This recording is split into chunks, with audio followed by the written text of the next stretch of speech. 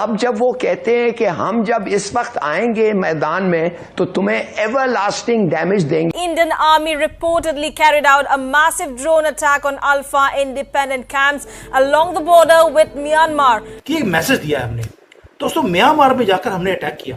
Yes, वहां पे उल्फा थे जो वहां पर टेररिस्ट क्रिएट करते हैं और भारत में भेजते हैं। इंडिया की एक्टिविटी इतना तेज होना, क्या देख रहे हैं इस कॉम्बो को? उसका मतलब है कि ये जो डैमेज होगा आपका, ये इतने लंबा चलेगा। ये सिर्फ एक रिपेल ग्रुप नहीं है, ये चाइना की तरफ से सपोर्ट किया हुआ, उनकी बैकिंग है, आशीर्वाद है। सारे हथियार उल्फा के पास चाइनीज हैं। तो इंडिया आर्मी में जोश है, वो चाइना में जोश नहीं है। वो उनका 20,000 है कि आप 40 पे भी कहेंगे वो खड़े हो जाएंगे। उनका जो एक अपना तिरंगा है, वो अपनी भारत माँ कहते हैं, इंडिया जिंदाबाद। पाकिस्तान के जवाबी हमले में भारत का कोई नुकसान नहीं हुआ।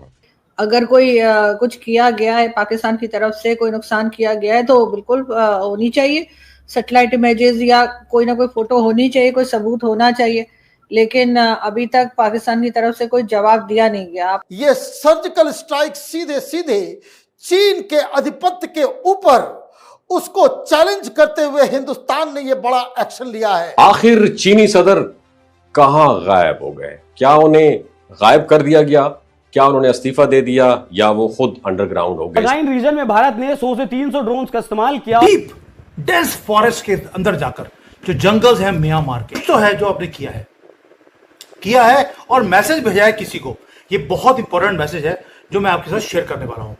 हु आर दोज प्लेयर्स जिसको मैसेज दे रहे हैं और ये इंपॉर्टेंट क्यों था वहां जाना, ये सारी डिटेल में बात करेंगे और गर्व के साथ भारत माता की जय दोबारा से लिखेंगे। मुझे लगता है सुबह से लेके अब तक ऑलमोस्ट 10,000 से ज्यादा तो मेरे पास मैसेज आ गए हैं कमेंट्स के अंदर, भारत माता की जय। ये बनता भी है और बार बार होगा अब तो, क्योंकि जुलाई का मैं पहले बोला था आपको कि जुलाई से लेकर अक्टूबर तक मोदी जी रौद्र रूप लेने वाले हैं। वो बोलेंगे यहां पर ऑपरेशन सिंदूर हम पाकिस्तान के साथ करेंगे, लेकिन मोदी जी की आदत है जहां दिखाते हैं करते कुछ और हैं। तो उन्होंने सिंदूर डाल दिया म्यांमार में जाकर। और ये हिस्टोरिकल दिन है, संडे का दिन, जब आप अभी रेस्ट कर रहे हैं संडे वाले दिन, लेकिन हमारी जो एनएसए है, हमारी सिक्योरिटी फोर्सेस हैं, रा है, वो रेस्ट नहीं कर रही थी। डीप डेंस फॉरेस्ट के अंदर जाकर जो जंगल्स हैं म्यांमार के, वहां पर प्रिसीशन स्ट्राइक किया गया हमारे ड्रोन्स के थ्रू। कोई फाइटर प्लेन नहीं किया, कोई आदमी नहीं किया, सिर्फ ड्रोन्स। और उसके बाद जो प्रिसीशन स्ट्राइक्स करे हैं, जो टारगेटेड हमने, जो टेररिस्ट के डेल में जाकर हमने घुस के मारना था, वो काम किया है। और ये वो ग्रुप है उल्फा 1 जो चाहता है कि असम को भारत से अलग किया जाए। उल्फा की क्या औकात है यार, आप सोच के देखिए कि वो भारत से असम को अलग कर देगा। बिल्कुल भी नहीं है। That means we have to be clear कि who is ULFA in reality. ये सिर्फ एक रिपेल ग्रुप नहीं है, ये चाइना की तरफ से सपोर्ट किया हुआ, उनकी बैकिंग है, आशीर्वाद है। सारे हथियार उल्फा के पास चाइनीज हैं और फंडिंग आती है आईएसआई से, पाकिस्तान से। और आपको मालूम है इनका सबका एक ही एजेंडा है कि नॉर्थ ईस्ट को भारत से अलग किया जाए, ताकि जो भारत की सॉवरेनिटी है, 7 स्टेट्स को अलग करना है। उल्फा अकेला काम नहीं करता दोस्तों, वो हमेशा बोलता है कि हमें असम को सेपरेट करना है, एक separate sovereign communist style country बनानी है उनको, कम्युनिस्ट स्टाइल। सोच के देखिए कि असम वालों को कम्युनिज्म से क्या मतलब है। इसलिए उसकी डेमोग्राफी को पहले चेंज किया गया, इन जानवरों को बुलाया गया, इलीगल्स को, और वहां की डेमोग्राफी को चेंज करने के बाद एक ही स्यापा, हमें अपना अलग से कंट्री चाहिए। दूसरा बात,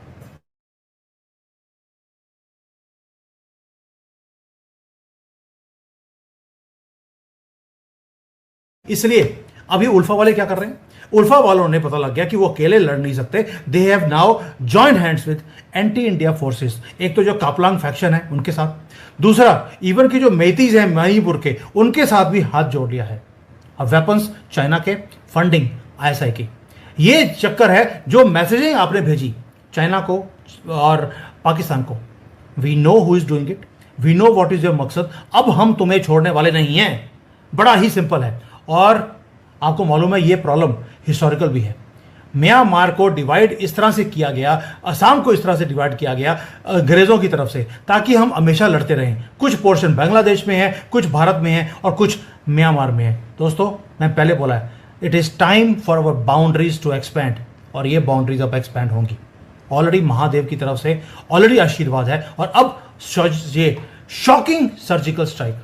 उल्फा का जो अपना स्टेटमेंट है प्रेस रिलीज, उन्होंने भी बोल दिया कि 100 से ज़्यादा इंडियन ड्रोन्स आए और उन्होंने बोला कि इन्होंने बेशर्मी से आकर हमारे यहाँ पर लोगों के ऊपर अत्याचार किया है, भारत की गवर्नमेंट ने। यानी कि जब ये आके हमारे लोगों तब अत्याचार नहीं था, तब तो ये दिवाली और होली कर रहे थे या हैप्पी मुहर्रम मना रहे थे हमारे यहाँ पर आकर। और हमारे जो ड्रोन्स हैं उन्होंने क्या किया, वहाँ पर लॉइटरिंग म्यूनिशंस को लेके गए, वहाँ पर प्रिसीजन स्ट्राइक्स किया एंड जिन को ट्रैक किया हुआ था, यानी कि इंटेलिजेंस की रिपोर्ट हमारे पास थी, कौन कौन से आदमी को हमने एलिमिनेट करना है, एक्यूरेट और एब्सोल्यूट एक्यूरेसी के साथ हमने उनको तबाह किया है। उनका जो टॉप कमांडर है नायक आसोम, वो मारा गया। और भी खबर है कि डजन्स एंड ऑल जो लोग हैं उसके करीबी वो भी मारे गए हैं, लेकिन पुष्टि नहीं हो सकती और इस चीज़ों की पुष्टि होती भी नहीं है।